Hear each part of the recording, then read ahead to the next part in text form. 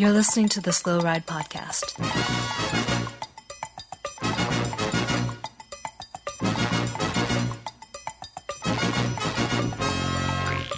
Bikes, advice, and rumors straight from the source. TheSlowRidePodcast.com and on Twitter at TheSlowRidePod.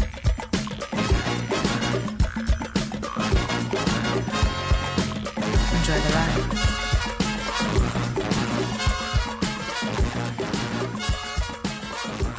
Hello and welcome to the 265th episode of the Slow Ride Podcast. I am Matt in Minneapolis.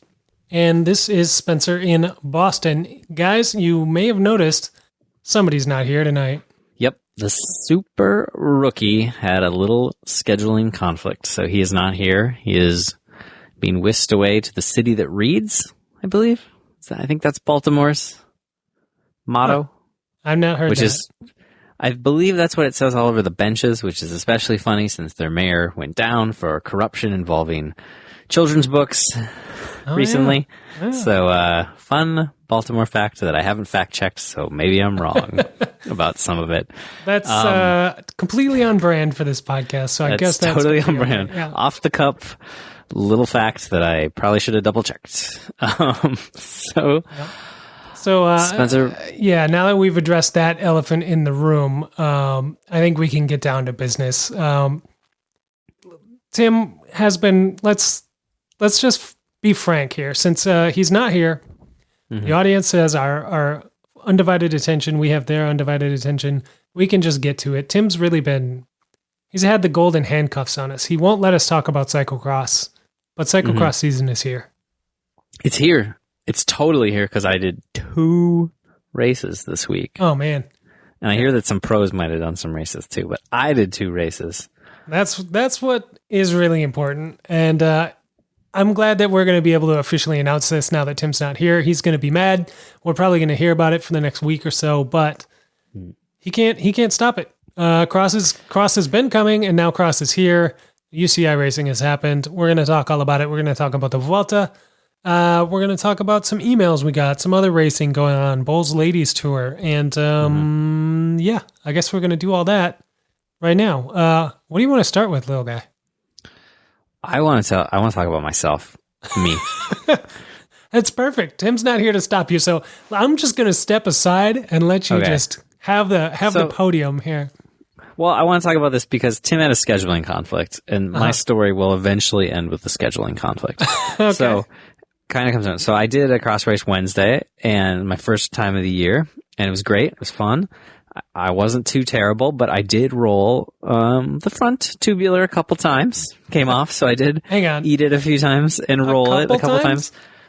I rolled it twice fully off, and one time where it felt like it popped off and it popped back on its own, and it scared the hell out of me. Now, what did you do when it pops off? Is this a front or a rear? Front. So I was running a 2B in the front, and I had a clincher in the back because all my rear tubulars were totally flatted. So one quick clarifying question about this as well. Yeah. Did you roll your clincher off the back wheel? I didn't. I had no problems with the clincher. That's interesting. Okay. It's all weird. right. Sorry. Continue. So I had a couple of rolls, so that wasn't too good, but otherwise the legs were all right. I had a fun race, and got to race by my buddy Eamon. I didn't even know he was there, but the first time I popped it back on, he caught me, and then he dropped me, and I had to chase for a couple laps to catch him, and then, we ended up finishing near each other, but he beat me. That was fun. And then, so I was like, all right, I got to glue some wheels, and I came home and I checked all the other fronts, and they were also in need of being glued. So I have a lot of gluing to do before we head down to the Trek Cross Cup here in a little bit. Yeah. So I don't want to roll it there. There's going to be too many. Yeah, you can't roll a tire in front of Sven Nys. No, that'd be embarrassing. So I went to race again on Saturday, and I think my back was a little bit more worked from that Wednesday race than I fully realized, because I pretty quickly was in the hurt locker, and about 3 laps in, my back just old man dad cross back worse than I've ever had. And I had to stop and just stretch, and that was it. Race was over. I got lapped a couple times. I just rolled around and kind of had fun. Didn't roll any tires though. So that was cool. But how this story comes back to Tim and scheduling conflicts. Yes, this is the part I'm on the edge of my seat for. After the race, I was talking to a few different people, and they're, people doing that after the race. Oh, how was your race? Oh, what are you going to race next? And I'm like, well, I'm going to race Madison next week. And I was like, oh, you mean 2 weeks? And I was like, whatever. And then I talked to someone else, and they're like, you're going to race Madison next week? And I was like, or I was going to race Madison next week. And they were like, no, 2 weeks. And I was like, what are you talking about? Madison's coming up next weekend. I'm all ready to go. I'm going to pack the van up and jump in the van on Thursday and drive down there. And then everyone's like, no, man, Madison's the week after. I was like, no, it's not. I've written it on my calendar. I scheduled it with Caitlin. I got the day off work. Yeah. Nope. Madison's still 2 weeks away. So folks, don't go to Madison next week. Save it for the week after. That's when the Trek Cup will happen. Yeah. I am a total dummy. So this one's a little tip of the cat to you, Tim. I understand scheduling conflicts sometimes come up because maybe you got your weeks reversed and you don't know where you are in time. Like me. That's so very I know possible. now. I now know to not get in the van this Thursday and drive down to the Madison area expecting to see you and Tim and anyone listening. Yeah. No one will be there. I'm assuming that the good people at Trek would have just put me up for the whole week and just let me sleep on the floor in the back of the factory by the Klein prototypes or something. Graveyard. Oh, so sad. Yeah. So, little guy, here's a question. Should this have played out? Should you have not noticed and you spend that week or you potentially can spend that week in Madison or Waterloo between Thursday when you drive up and Friday, September 20th through 22nd when the actual race is. Yeah. How would you play that off? What did you have a strategy? Have you thought that far ahead? Were you going to say, "Oh, I'm just coming up to get a really good look at the course. I like to do, a good couple days of preview of the course beforehand," or? Yeah, I do. I just get some rides in the area to get used to the altitude. Right. And then I'd show up to do a lot of early pre-riding, and then I do kind of a Sagan thing where I'd help a little bit. I'd put up barriers and stuff in my kit, and they'd think, PR. "Oh, what a nice guy." Yeah. And I'd also just go to Mickey's bar and eat that Lone Star tofu sandwich every night. I'd just crush a bunch of those, and I'd be ready to go. I think you just dropped our super secret Madison insider information on everybody, which is Mickey's bar, which is just down the street from the popular bar that everybody goes to when they're in town for bike race weekend. And we just go a few blocks away to good old Mickey's. You like that sandwich. I get the sexy fries because they're they good. They know they've got my card pulled there at Mickey's. And that's the secret sauce. So if you are in Madison or Waterloo for the races, it's a good chance you'll find us there. Yeah, there's a very good chance. I mean, that's whenever we have podcast dinner decisions, that's where I'm going to probably be voting. But we'll see. At least once or twice. So that was my cross world. I got a lot of tires to glue, but I think I got time now. I actually have more time. I was a little pressed for time, especially gluing. You got to do the days. You got to do your coats. Yeah, now you can push it off until next Wednesday or so. Yeah, so I can put it off, and I'm sure all the pro mechanics are doing the same thing. Now they're like, wait, Trek's not for a couple weeks? Pfft, I don't need to glue any more wheels for hide. You can wait. No, that should be fine. Yeah, well, it should be fine. That's an appropriate story for the week, little guy. I appreciate that. I'm sure Tim appreciates that as well. Takes the pressure off him for being the only one who screwed up his schedule. So, moving on from there, cyclocross, I guess we'll just dive into that because, there's nothing going on really in road cycling right now anyway. So, not much. We've had 2 rounds of UCI racing in the U.S. Rochester this weekend, Go Cross in Roanoke, Virginia last weekend, both of which were being covered by cyclocross radio and cyclocross television. So tons of good content coming out from Bill on those. I also saw Dieter Swick is in town racing at Rochester. Nice. The lesser Swick, the smaller Swick, the younger Swick brother. Yeah, Bastings too, or whatever. I can't pronounce the last name. But But I also saw that Lauren Swick won a race over in Europe as well. So all right. You got some double Swick action happening. That's good to see. As they got I feel like this kind of second tier, and I don't think I'm really throwing any real shade by calling them second tier Eurocross guys. Let's be honest. It's a Wout van der Poel Toonarts show, you know, with a few guys kind of jumping in there. Right. I feel like these guys who aren't those guys kind of need to bring the form really early and get some of these big wins when they're there for the picking, you know, without Van der Poel coming for these and Wout's out, you know, there's at least some podiums. Oh yeah. On offer, you know, for some of these guys who are the rest of the year are fighting for sixth or something, you know? Yeah. So we got an announcement in MVDP News. We got an announcement a few days ago, maybe last week, I don't know, that he was not doing very many cyclocross races this fall.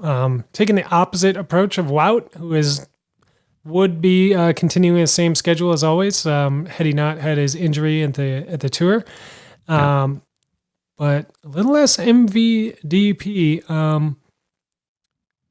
I don't know. I think that means good things for everybody. But the big question that I have for you regarding Van der Poel is, how does David Van der Poel react to this? Is he going to be stronger? Is he going to be more in the shadows? Is he just going to also take the year off? What reaction are you expecting from VDP? I assume he'll step up because I think it will be like what we've seen the last couple of years is you have those 1 or 2 weekends where MVDP goes and does like a training camp in Spain, and that's usually the weekend where David Van der Poel steps up and pops off a couple podiums just to keep everybody honest to the Van der Poel name, you know? Yeah.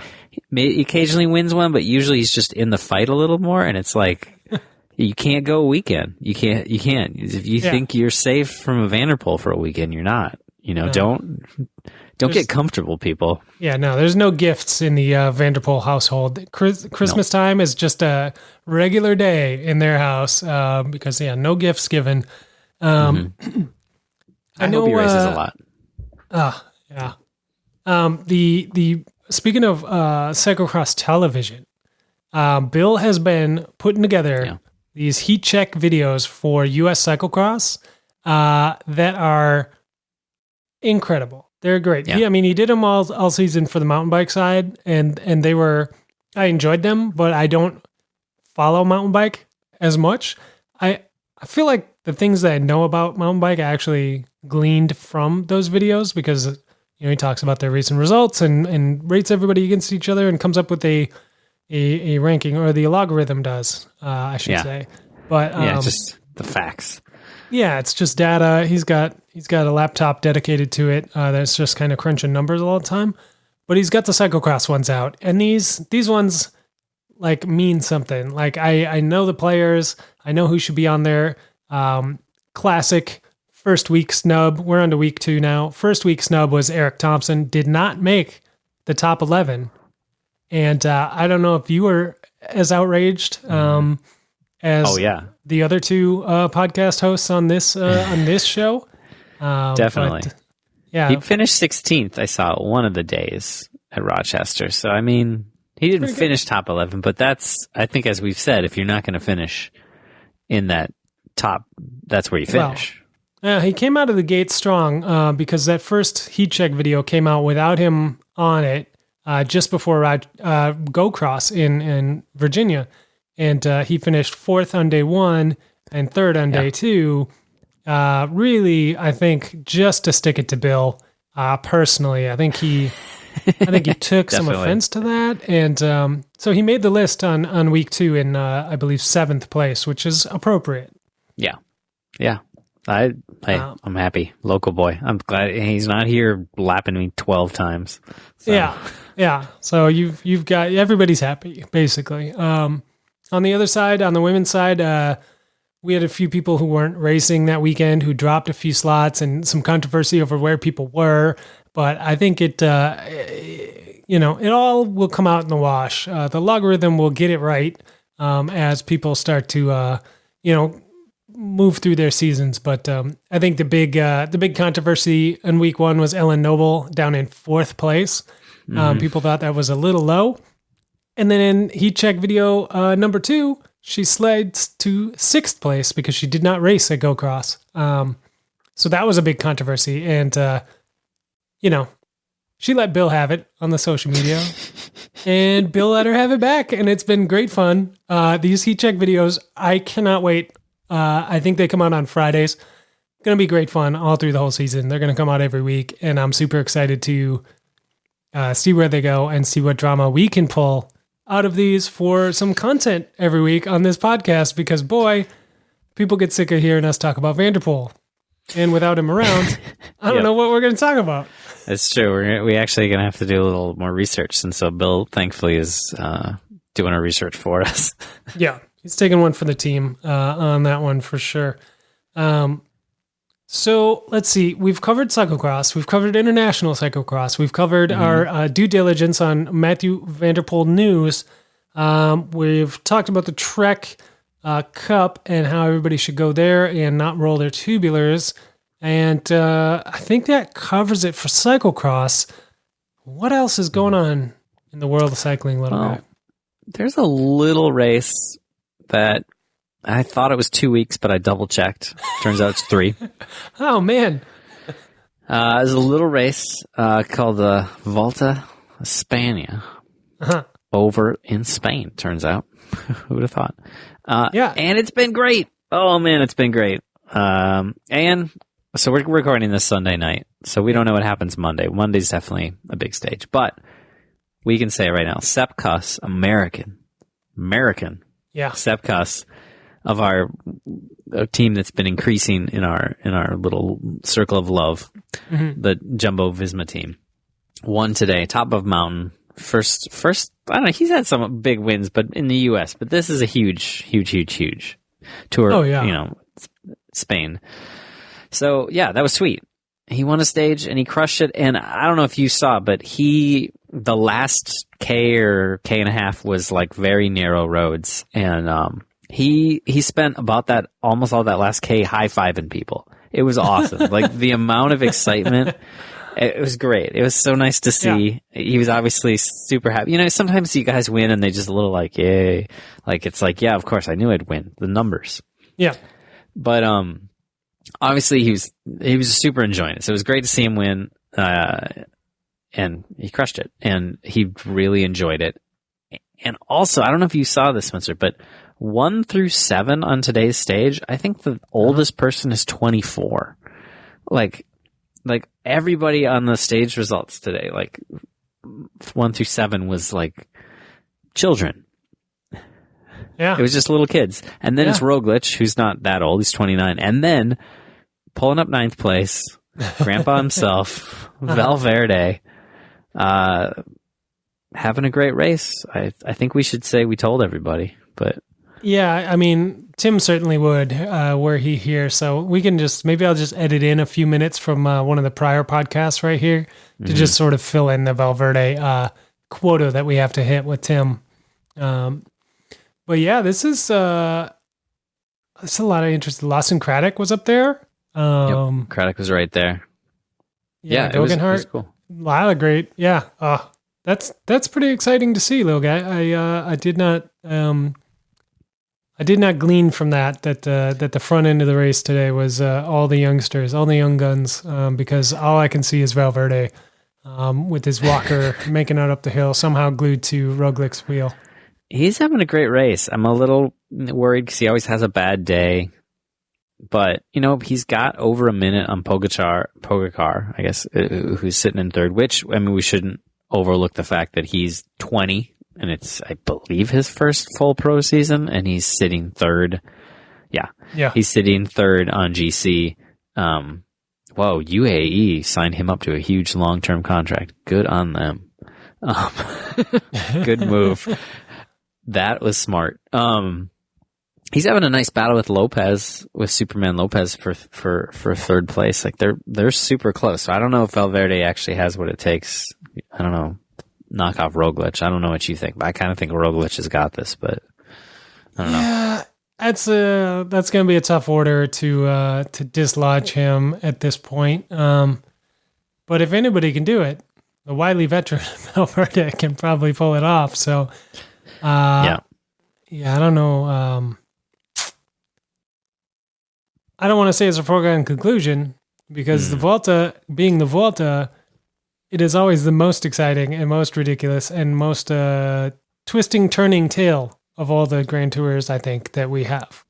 I'll definitely say it. It's the best Grand Tour. I'd like to note, before we have any chance of moving on, that Tim's curse of the super rookie lives on strong. Nairo Quintana down in 5th place. Okay. I believe no longer the team leader. No, you think not? No. If we go farther down, Chavez. Tim's always going on about Chavez. Still not fully back to Chavezness. 18th place. And I don't... Oh, there we go. 43rd place. Luis Minties. 1 hour and 16 minutes back.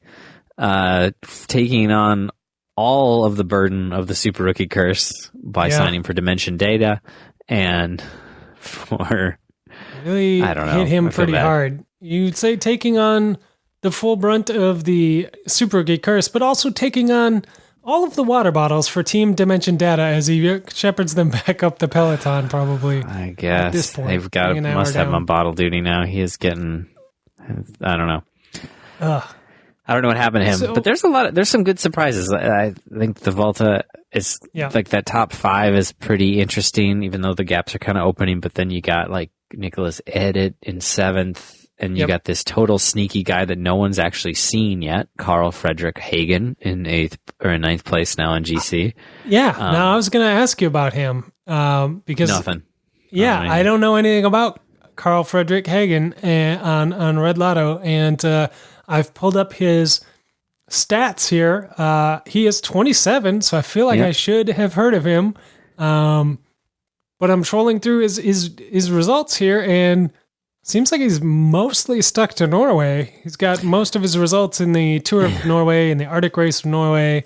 Yeah. He's at a 3rd place in a stage of the Dauphiné, 15th GC result at Romandy, but no Grand Tour experience that I'm seeing here right off the bat. And I don't think so, because he was on Joker before. Not bad. Pulling out a top 10. No, he's doing a great race. I mean, maybe we'll see him pop his head out at some point, but I think it's his first year at the big time. He was kind of on small teams before, so who knows? Maybe he's got some potential in there, but who knows where he came from. Also, I was like Sergio Higuita from EF, who is like sitting. He's sitting 11th. Like 11th right now. So it's not like the most amazing result, but I think it needs to be noted because he was literally coming into this race, I would say EF's 4th option for GC. Yeah. Between Iran, Carthy, and then Martinez. And then I would say if you were going to pick your 3rd option, it'd be Sergio as your GC guy. And like, obviously he's 2nd at Tour of California this year, and he's had good results and stuff. But he just transferred halfway through the year, I mean, so, and he's super young. He's 22. So the fact that he's pulling this result, I think, is pretty huge for them because they've obviously been knocked down pretty hard by losing. I don't even remember when they had TJ. Maybe he was 5th. Maybe TJ was the 4th GC option. I can't believe I totally forgot about TJ. I did it again. I mean, so that the thing about EF before the race, at least when I looked at them on paper, I was like, man, they've got a climbing team, right? Oh yeah, like with Around and McCarthy and Martinez and TJ and Sergio here, who I was like, he can climb, he'll be super helpful. Well, now he's doing a great job flying the GC flag. It's his first Grand Tour, so tip of the cap right there. They came in with a super strong squad and captained by Mitch Docker as well, like. The leader They had everything going for them, and it just went so wrong, and it doesn't seem fair. No, it seemed like they were set up to have a pretty huge race, but it doesn't always. That's bike racing, I guess. It doesn't always work out.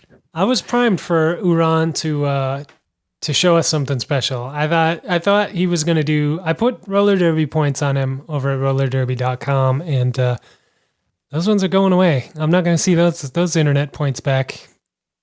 No, he's had a hell of a hard season, hasn't he? I mean, my God, he's just like.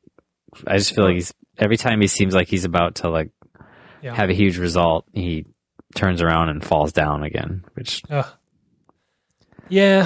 hoping for a return for him because he's been a fun guy to watch. But I don't know what to tell you. Well, here's my special request though, quick for Mitch Doctor, if he's got time to listen to this. I want he's been doing the great check-ins at the Volta, but after the Volta, when Sergio here has had time to relish the fact that he maybe pulled off a top 10, I'd like an interview because I don't know anything about him. He just joined the team halfway through the year. He's 22. He comes from a small Colombian team. Like, I want to know. I want to know something about him. So I'm hoping at some point Mitch gets him on the pod, on the Life in the Peloton, and we get a little peek at this new guy.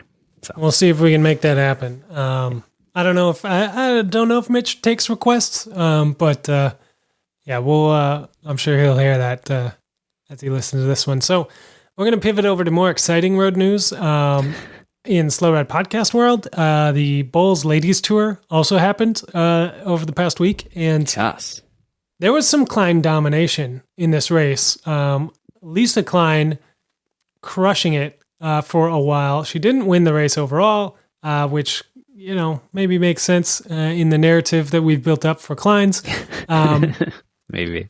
She, strong prologue, second place, then wins stage 3, finishes up third place on GC, third place in the points classification, was leading the race for a while. It was total Klein domination. So that was amazing. Yeah. And I had to call that out. I guess if you want to go over the race overall, Christine Majors won from Bowles Dolman. Lorena Wiebens in second from Park Hotel, and Lisa Klein in third. So awesome racing out there. There's recaps on YouTube you can watch. That it looks like it was a good race, and you can get your cheering for some Klein corner on over there. Yeah. Well, I'm always going to root for Kleins in any circumstance, so nice to see. All right, little guy, it's about that time. We are going to cut over to the preem lap and pay some bills. Cool.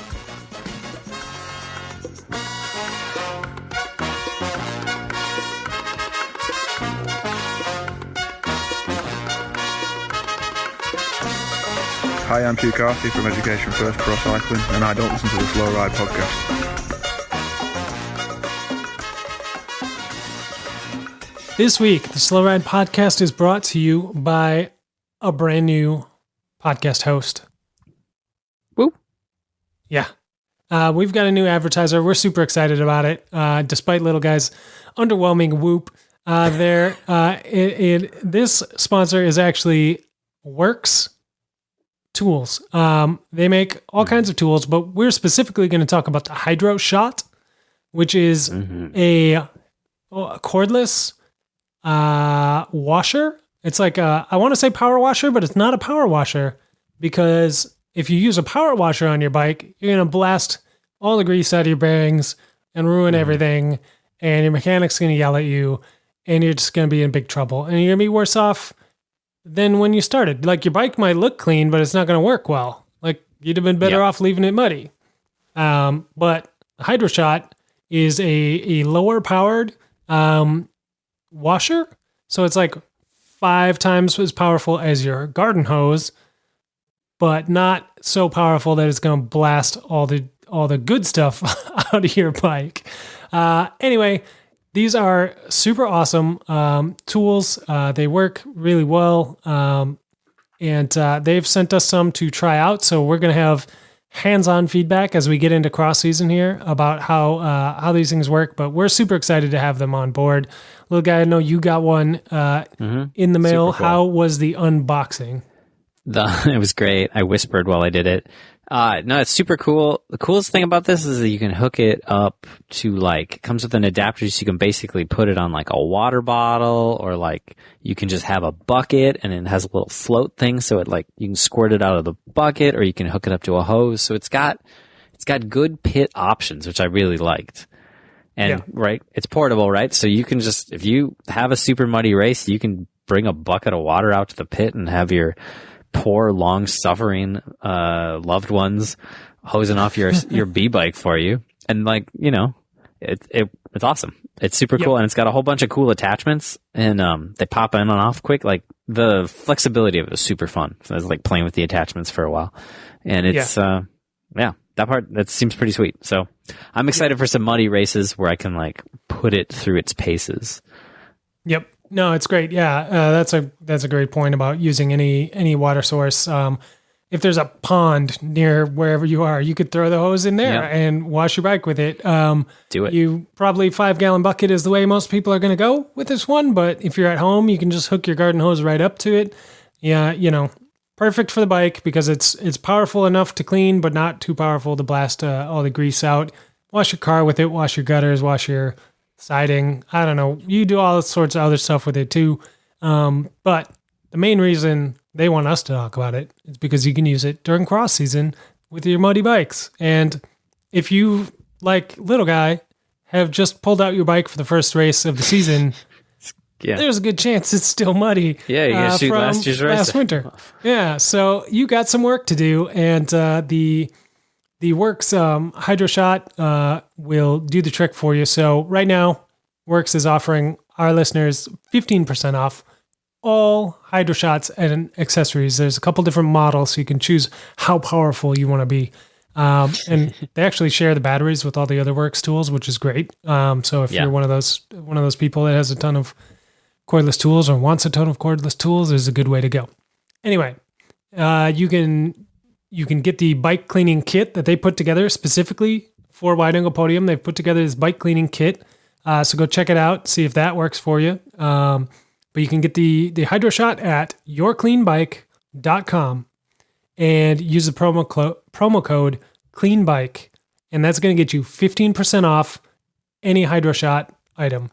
Yourcleanbike.com, enter promo code CLEANBIKE at checkout. We'll see you on the trails and riding a clean bike. Show me a clean pair of wheels. You got no excuse now to not. You got the legs to do it. Why not have the clean bike to do it?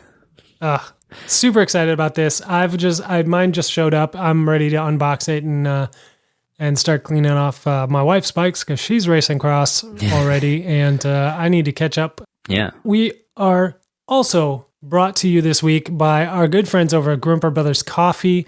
You know them.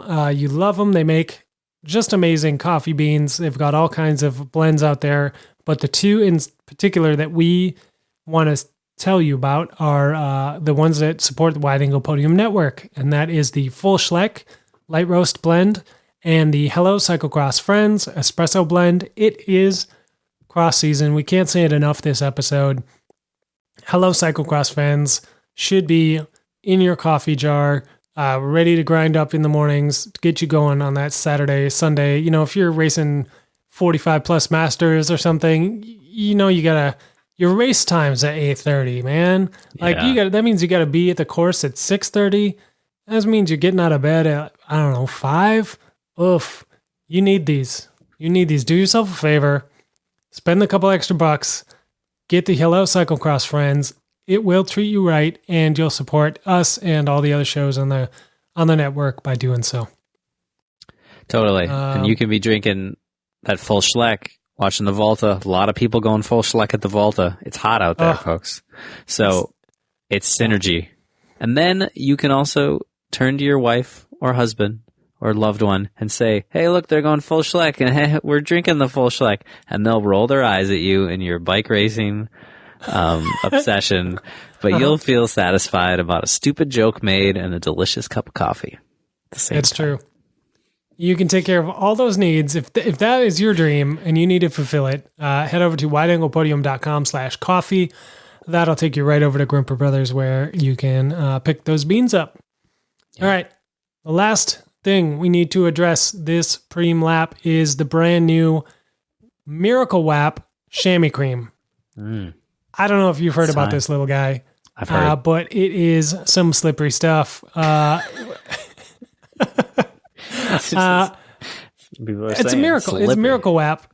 I love the name. It's great. Obviously, great play on mayonnaise, Miracle Whip, because Miracle WAP and sports a wide angle podium. And chamois cream sort of looks like mayonnaise in a weird sort of way.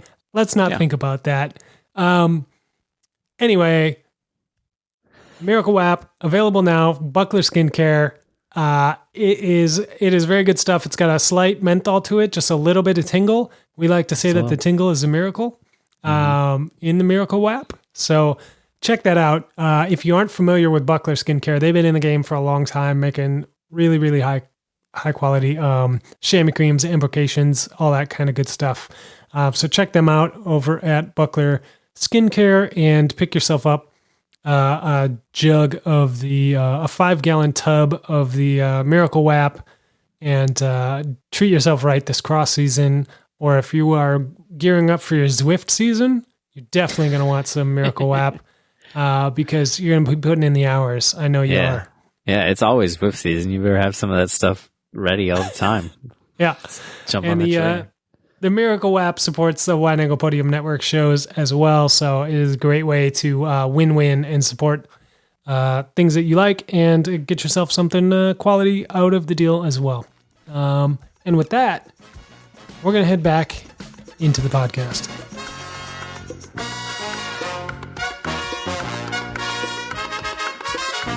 Hi, this is Dan from Namibia, not Vietnam, and you are listening to the Slow Ride Podcast.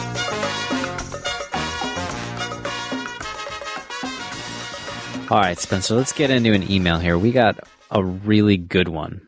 Okay. It says, this is what the heading said on it. Klein sighting, interstate traveling near Portland, Michigan. Longtime listener. Had to be Lisa Klein. Yeah. Oh, longtime listener, second-time writer. I was driving down I-96 in Michigan yesterday on the way to grind some gravel in the Grand Rapids area and had a Klein sighting on the back of a Ram/Sprinter van. The picture's attached. We can maybe throw these up on the Twitter or something. Okay. Quality, not the best, but he goes on.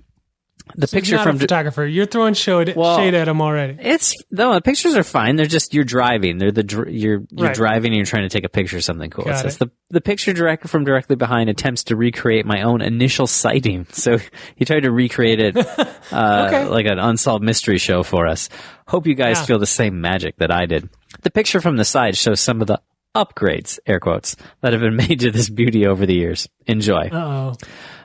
Said he might give us a 4 to 5 review pod. Cheers from Brian Ryberg. Probably mangled that, but there you go, Brian. See you in Waterloo. I always like to see get an email when we get a client, and these are pretty sweet. Someone's obviously. Are these road bikes, mountain bikes? What do we got? Mountain bikes. Okay. It's got a weird mix of stuff. It's got some kind of cruiser bars. It looks like these folks are going to go, maybe they were into mountain biking in the 90s, but now they're just cruising around in their sweet conversion van, and now they're going to go ride the boardwalk. There's some less than choice upgrades. I know why they use the air quotes. There's maybe an adjustable stem. Maybe there's some plastic flat pedals. Maybe there's one of those seats that is has 12 inches of foam and then springs on it still. Yeah. It's not exactly what you hope for Klein to experience later in life, but it's still out there. Maybe the Klein's enjoying its retirement, just like the people, I'm assuming, driving in the Sprinter van. So, but I mean, they're living their best life. It looks like they got bags of coffee on the roof, so maybe they are really living their best life. I can't tell, but hey, nonetheless, great email. Thanks for emailing, Brian. Everybody keeps sending in those Klein sightings. We need more of them. Eventually, we can create like a map of America with dots for wherever the climbs have been seen. Maybe a coffee table book, little guy. This could be material for that. Climbs of America. I was thinking I'd put a big map up in the basement and then run Climbs the in red the wild. string and then, start a whole evidence dungeon thing. Is this? I know people can do whatever they want, and I'm not. I'm really not trying to belittle anybody's bike choices here, but is this an appropriate fate for a Klein, little guy? Like, how does it make you feel? It's fine. Hey, my own Klein has, like cruiser bars on it right now, and my Klein is riding around with a toddler duty. It doesn't see many trails. It sees trails, but with a kid on it. So it's also not living its most radical life anymore. But we all get older. We have to make life decisions. We got to grow up sometimes. Klein's got to grow up too. I'm just glad that it's on the road. That it is seeing miles, seeing some use. Regardless, and maybe it'll get more waves there on the boardwalk than it would on the trails. Yeah, these days with the no mountain bike stink eye from the guy on the full carbon pivot. I mean, this bike might have never lived a crazy life because I'm pretty sure from this photo, and it's hard with these spy shots we got here from 15,000 feet. Enhance. Trump took a picture of it and on his iPhone, and now I'm enhancing it. But it looks like there's a reflector in that front wheel. So I mean, who knows? This thing might have somebody might have had just a lot of money 30 years ago, and they bought the most expensive bike on the floor. They're like, I'll take that attitude, but throw that riser stem on it, and it's just been chilling. You think these wheel reflectors are OEM? Is what you're saying? That looks like an OEM reflector. Yeah. Let's just put it this way. Whenever I'm on the trail lately, riding out west, maybe through your Excelsiors, your Lake Minnetonka areas, I'm not throwing any shade at folks out there, but I've seen a lot of really fancy full suspension bikes, Santa Cruzes and whatnot, on the crushed limestone trail, people with flat pedals cruising them. And I know when I see those bikes that in 20 years, I'll either get that bike on Craigslist super cheap, or, you'll see that on the back of a motorhome, and you'll be like, that bike's never seen real dirt. So it happens. It does happen. No, that's true. All right. Well, is the bike happy? Maybe. The bike might still be happy. I think the Klein is. I think the Klein is at this day and age probably pretty happy, pretty content. Yeah. Did you ever read the Bill Pete children's book, The Caboose That Got Loose? No. It's about a caboose that doesn't want to be last, puffing down the train tracks and stuff, and doesn't like the smoke and all that. And maybe that's how this Klein feels. I can relate to this with my bike racing career. But maybe like Katie Caboose, someday when this Klein comes to accept its fate, that it's just going to live its life on the back of a Sprinter, choking in a little bit of sulfury diesel now and then, it will bounce off that bike rack as the van goes over a bump, get catapulted into a tree, and then live the rest of its days in a tree, just like Katie Caboose, communing with the animals. Possibility? Okay. We don't know, but a possibility. I mean, anything can happen, right? My recommendation for everyone this week, go read The Caboose That Got Loose by Bill Pete. It's the greatest children's book of all time. And then imagine the whole time that's just a Klein at the back of a bike race. I think that's pretty good homework. That might be the best homework given out on this show. We don't give out 265 episodes. We don't give out homework very often, but when we do, it's only mildly related to the podcast. All right, little guy. Cycling news. We've covered the Vuelta, we've covered the Bulls Ladies Tour, we've covered cyclocross, we've covered you and your racing. Mm-hmm. What's left this week? We're winding down the season. Road Worlds is coming up. What do you think? Any changes in anybody piquing your interest for this? Well, there's a young fellow from I mean, there's Vanderpool, obviously. Everyone's Vanderpool. It's a great story. Set me up there. Yeah. Stybar's looking good. I think it would be funny, wouldn't it, if Stybar won? Oh, that would be funny. I need to interrupt you though. You said Vanderpool, and some bike racing has happened over this past week, and I noticed Vanderpool's name was on the results sheet, but it wasn't in first. Yep. What's up with that? You gotta keep your powder dry. That's my hope. Okay. He got fourth so far at Britain. So we're like, 2 stages into Britain? He got fourth, and he went on kind of a long-range attack for some reason in one of these stages just to test the legs, I guess. So like I a think solo group ride? Yeah, I think it was just a group? Training ride in the middle of the race. He just went on a little training ride in the middle. Yeah. It's like, okay, guys, I'm going to go at my normal training speed now, just for a little bit, and I'll come back. Yeah. It was just kind of like, all right, we gotta do this. Coach, like his coach called him midway through the race and was like, you got to get the efforts in today, man. Yeah. He was like, it's either this or you got to wait 5 minutes after the race starts and then you start and you got to catch up. Oh, wouldn't that be great if they made him start doing to start after? Oh, that'd be good. I don't know. There's that. I mean, Worlds is coming. It's coming up quick. It sneaks up on us every year, I feel like. It's like right as you get in the groove of the Volta and then Cross starts, and then before you know it, holy cow, it's Road Worlds, which is always one of the best days of the year for both the men's and the women's race. It's usually one of my favorites. You always got a couple people that pop out of nowhere. It's fun. They have really been good these past few years too, which is funny to say because it's been Sagan, Valverde, which doesn't sound super exciting. Maybe it does, but they've been great races, and Worlds is generally just really good because everybody's just all in at Worlds. Like there's nobody phoning it in. Yeah. It's one of my favorite days. I'm excited. Obviously, I'm more excited than usual because we got Vanderpool possibility here. But I do like the narrative of a sneaky Stybar win. I like the multiple cross champions coming to the line in a sprint, and then Stybar gets it. Of all the times he gets a Road Worlds, he gets it on the time that it's supposed to be the Vanderpool time. I think that would be interesting. I have trouble seeing that one coming to fruition, but I appreciate your thoughts.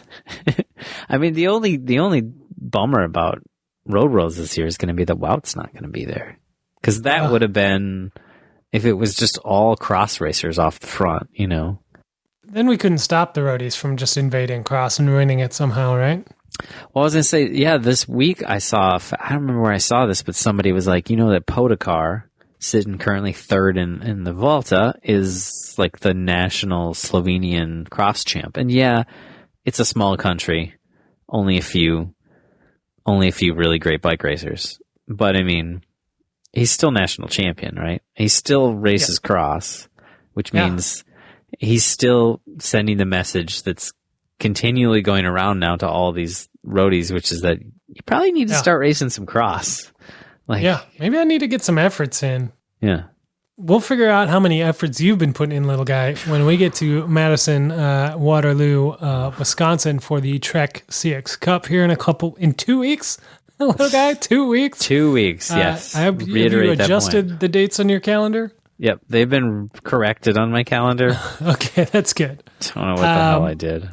Yeah, so that one's coming up. We're signed up. We're going to be there. We've got a bunch of tents right dead center in the middle of the pro team area. So if you are in Waterloo for the races, swing by. We're going to have a bunch of stuff going on at the booth.